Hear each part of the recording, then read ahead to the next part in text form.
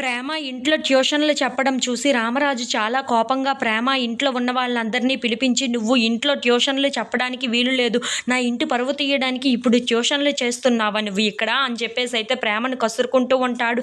ఆ మాటలు వినగానే అక్కడ ఉన్న ప్రేమ అయితే చాలా బాధపడుతూ ఉంటుంది. ఇంతలో అక్కడ ఉన్న రామరాజు మాత్రం, "అవును, నువ్వు నా ఇంట్లో ట్యూషన్లు చెప్పడానికి వీలు లేదు. కావాలంటే నువ్వే డబ్బులు సంపాదించుకొని మీరే ఇల్లు కట్టుకొని అందులో చెప్పుకోండి ట్యూషన్స్. నా ఇంట్లో మాత్రం చెప్పడానికి వీలు లేదు" అని చెప్పేసి అయితే చాలా కోపంగా అక్కడి నుండి వెళ్ళిపోతూ ఉంటాడు. ఇంతలో అక్కడ ఉన్న ప్రేమ తన రూమ్‌లో కూర్చొని చాలా బాధపడుతూ ఉంటుంది. అది చూసిన వేదవతి ప్రేమ దగ్గరికి వస్తూ ఉంటుంది. ఇంతలో అక్కడ ఉన్న ప్రేమ మాత్రం వేదవతి దగ్గరికి వెళ్ళి, "ఏంటత్తయ్య మామయ్య గారు ఇలా మాట్లాడుతున్నారు? ఇలా మాట్లాడుతున్నారని నేను అస్సలు ఊహించలేదు. కానీ నేను ధీరజ్‌కి ఏదో ఒక విధంగా హెల్ప్ చేయాలనుకుంటున్నాను. అది నా తప్పా?" అని చెప్పేసి అయితే చాలా బాధపడుతూ ఏడుస్తూ ఉంటుంది. ఇంతలో ధీరజ్ ప్రేమ దగ్గరికి వస్తూ ఉంటాడు. "ప్రేమ, ఇక నువ్వు ట్యూషన్స్ చెప్పడం మానేసేయి" అని చెప్పేసి అయితే అంటూ ఉంటాడు. ఆ మాటలు వినగానే అక్కడ ఉన్న ప్రేమ అయితే ఒక్కసారిగా షాక్ అయిపోయి, "ఏంటి ధీరజ్, ఏం మాట్లాడుతున్నావు నువ్వు?" అని చెప్పేసి అయితే అడుగుతూ ఉంటుంది. ఇంతలో అక్కడ ఉన్న ధీరజ్ మాత్రం, "అవును, ఆయనకి ఇష్టం లేకుండా ఆయన పరువు పోయే విధంగా మనం ఏ పని చేయకూడదు.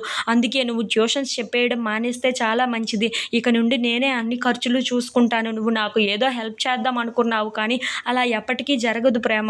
నేనే నీకు అన్నీ చూసుకుంటాను. ఇదిగో మన ఇంట్లో ఏ ఖర్చులు అయినా సరే అవన్నీ నేనే చూసుకుంటాను. పైగా నీకు ఏ ఖర్చులు అవసరమైనా సరే అవి నన్నే అడుగు. అలాగే నీకు కాలేజీకి ఏ ఏ అవసరాలు ఉంటాయో అన్ని ఖర్చులు నేనే చూసుకుంటాను. ఇక నువ్వు ఏమీ చేయనవసరం లేదు" అని చెప్పేసి అయితే అంటూ ఉంటాడు. ఆ మాటలు వినగానే అక్కడ ఉన్న ప్రేమ అయితే ఒక్కసారిగా షాక్ అయిపోయి చాలా బాధపడుతూ ఉంటుంది. ఇంతలో అక్కడ ఉన్న ధీరజ్ మాత్రం ఆయనకి అవమానకరంగా ఏవి అనిపించినా సరే అవి మనం చేయకుండా ఉంటేనే చాలా మంచిది అని చెప్పేసి అయితే అంటూ ఉంటాడు. ఇంతలో ఆ మాటలు వినగానే అక్కడ ఉన్న ప్రేమ అయితే చాలా బాధపడుతూ ఉంటుంది. ఇంతలో ధీరజ్ అక్కడి నుండి వెళ్ళిపోతూ ఉంటాడు.